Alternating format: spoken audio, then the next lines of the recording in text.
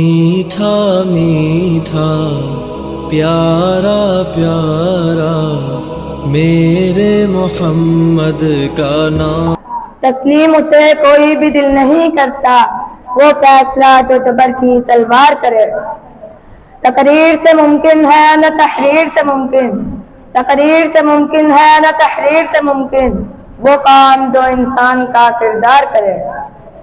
نحمدہ ونصلی علی رسولہ الکریم، اما بعد فاعوذ باللہ السمیع العلیم من الشیطان الرجیم، بسم اللہ الرحمن الرحیم۔ اقرأ بسم ربک الذی خلق، صدق اللہ العظیم۔ جناب صدر، محترم اساتذہ کرام اور میرے ہم مکتب عزیز ساتھیوں، السلام علیکم ورحمۃ اللہ وبرکاتہ۔ آج مجھے جس موضوع پر لب کشائی کا موقع ملا ہے اس کا عنوان معاشرے میں تعلیم کا کردار ہے۔ جناب صدر، تعلیم کسی بھی معاشرے میں اہم کردار ادا کرتی ہے۔ معاشرے میں تعلیم و شعور سے نہ صرف امن کو فروغ ملتا ہے بلکہ عدل و انصاف کا بول بالا بھی ہوتا ہے۔ تعلیم ہی کی بدولت جہالت کے اندھیروں کو مٹایا جا سکتا ہے۔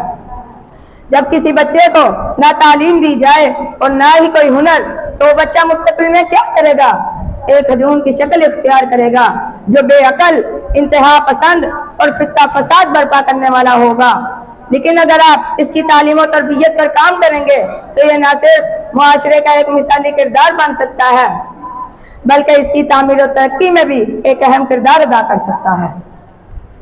علم کے سامنے بے بس ہے جہالت کی دلیل، علم کے سامنے بے بس ہے جہالت کی دلیل، جب بھی ٹکراتی ہے علم سے ہوتی ہے ذلیل۔ جناب عالی وقار، اگر کسی بھی معاشرے کو مثالی بنانا ہو تو صرف اور صرف اس کی تعلیم و تربیت پر توجہ دیں، معاشرہ خود بخود ہی مثالی بن جائے گا، کیونکہ تعلیم ہی لوگوں کو شعور دیتی ہے جس سے وہ ظالم کے خلاف اٹھ کھڑے ہوتے ہیں، معاشرے میں ہونے والی بگاڑ میں صحیح و باطل کا فرق کرتے ہیں اور اسے سدھارنے کی کوشش کرتے ہیں، امیر اور غریب کے فرق کو مٹا کر عدل و انصاف کا بول بالا کرتے ہیں۔ یہ سب تعلیم سے ہی ممکن ہے۔ جناب عالی وقار اور میرے محترم اساتذہ کرام، دور حاضر میں مسلم دنیا کی شرح خواندگی 40% سے بھی کم ہے جبکہ عیسائیت میں 90% سے بھی زیادہ ہے۔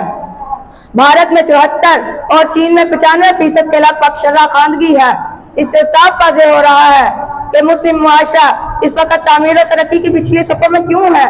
تعلیم و تربیت کے فقدان کی وجہ سے مسلم معاشرہ بدامنی، تنزلی اور تذبذب کا شکار ہے۔ اس وقت پاکستان میں شرح خواندگی 60% کے لگ بھگ ہے اور اس شرح خواندگی کی تعریف کچھ اس طرح ہے کہ فرد اپنا نام لکھ اور پڑھ سکتا ہے۔ آپ خود اندازہ لگائیے کہ پاکستان میں تعلیم کا تصور کتنا ہے، کتنے لوگ تعلیم یافتہ ہیں اور کتنے لوگ ہجوم کی مانند ہیں۔ اور جو لوگ تعلیم یافتہ ہیں بدقسمتی سے ان کا معیار تعلیم بہت پست ہے، کسی کے ہاں شعور کی کمی ہے اور کسی کے ہاں تربیت کی۔